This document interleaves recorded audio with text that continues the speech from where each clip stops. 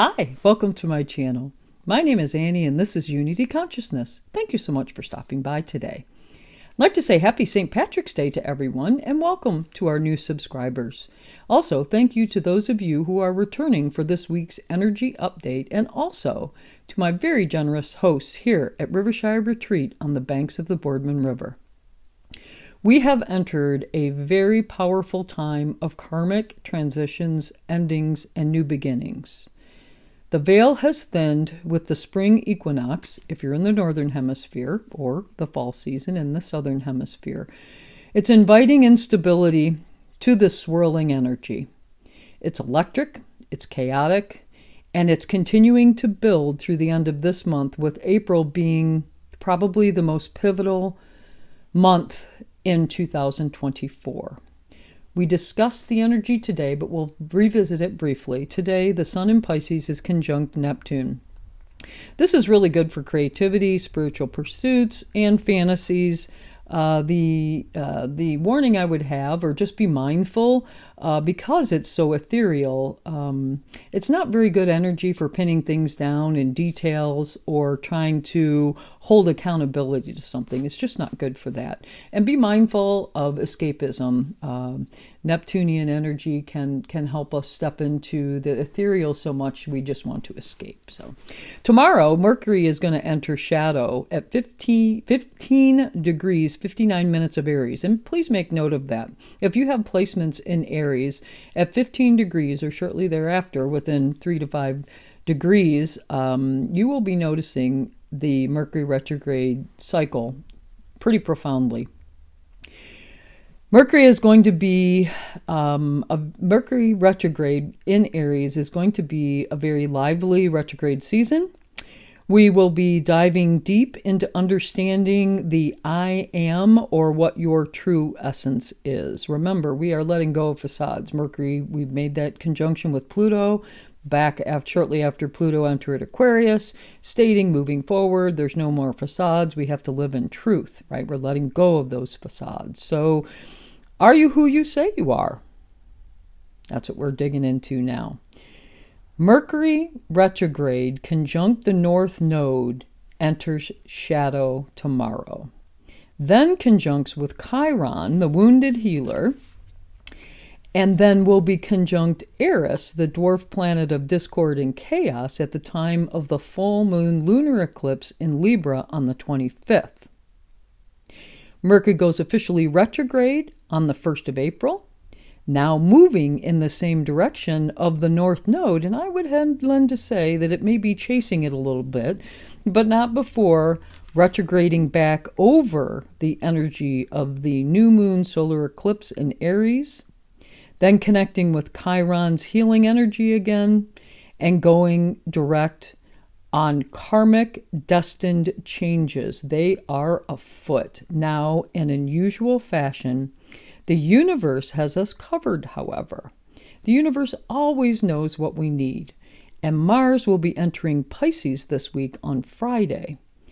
And we will be motivated by compassion, understanding, going with the flow of surrender would be my recommendation while Mars is in the sign of Pisces and we are experiencing the retrograde cycle. Let go and flow with surrender, I think, is a very good theme, but also be mindful of escapism. Mars in the sign of Pisces, you could be motivated for escapism versus using it for compassionate understanding. Just be mindful of that as well. Then on Tuesday of this week, happy birthday, Aries. We are starting a brand new zodiac season. So excited about it. As you can see here at Rivershire Retreat, it's pretty chilly. We had a little bit of snow last night and we're getting ready to welcome in spring. You can feel it. It's on the tip of the tongue. We know that's the next obvious step. But for now, we are excited to see the spring equinox come in if you're in the northern hemisphere, fall season, if you're in the southern hemisphere. But be mindful of active geomagnetics and also earth instabilities. because the poles are thinned at the time, the protectionary layer of the planet are thinned at the time of the equinox. Just be aware that there could be some really strong northern light scenarios, as well as earth events that seemingly come out of anywhere. But root yourself. Remember to root yourself in your true confident essence. That's what Mercury in Aries is all about. Stay away from self-centered actions with all of the changes and instability. Do your best to avoid judgments of what is.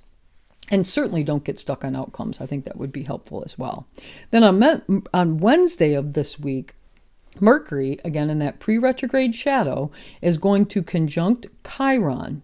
That provides healing of karmic wounds or circumstances. However, like I said, Mercury's retrograde cycle has the potential to completely flip whatever situation you are currently experiencing, completely flip it between now and the next dance of these two in mid-April. Observe and journal. I have to tell you, journaling is a great idea this week, especially with this very powerful Mercury retrograde cycle. And all of Mercury itself is not aspected, but it certainly is going to be making conjunctions with some very interesting astrological components. Observe and journal for sure. Let go. Go with the flow. Use Chiron's healing properties to take us out of that ancestral wounding, if you will. Now, on Thursday of this week, we have Venus in Pisces is going to conjunct Saturn. This is a reality check moment relative to love, relationships, self-worth, and money. Take your ownership where you need to. If you've overspent or overcommitted in a love relationship or given too much of yourself away, it may be time to kind of notch back on that. Again, this is a reality check moment. And then, as I already discussed on Friday, Mars is going to enter Pisces to finish the week on a very compassionate note, lending us the energy that will be necessary as we manage some of the highs and lows, I should say, of this Mercury retrograde season coupled with eclipse season. Okay. As I mentioned early next week, we have our first eclipse at 5 degrees of Libra, focusing on relationships, codependency, and self-sacrifice. We will talk more about that next week, but let's see what card came up today. And interestingly enough, the card that jumped out, I decided to use the Animal Spirit deck just because I was looking for some, let me get it close enough. I was looking for some guidance from the spirit realm, but more importantly, the nature realm, because we've got some very interesting energy moving in with that Chiron and also the North Node energy.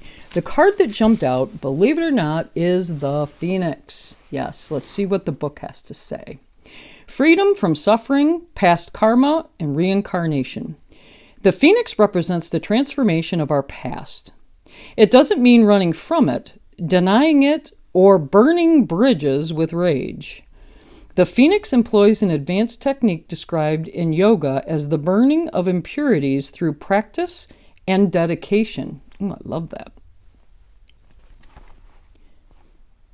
The essence of the Phoenix is with us when we realize we have been suffering too long and something must change. We take a stand and decide to live consciously instead of being driven by the unconscious mind and its long list of fears and aversions. At that very moment, the spark of the Phoenix is lit, and the great bird helps us burn through our baggage. We no longer run from who we are, what has happened to us, or what we have done. The stuckness and dead weight fall into ashes, and the lightness and clarity emerge as the stagnancy continues to smolder. The Phoenix lifts our spirits up, and we begin to recognize ourselves again. We may catch a glimmer in our eye that wasn't there before. Look closely. It's a sign the fire of transformation is upon your wings.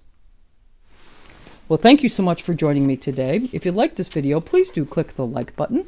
If you know someone that could be helped by this video, please do co-create with me and share this video with them. If you want to know when videos are being dropped, click the subscribe button.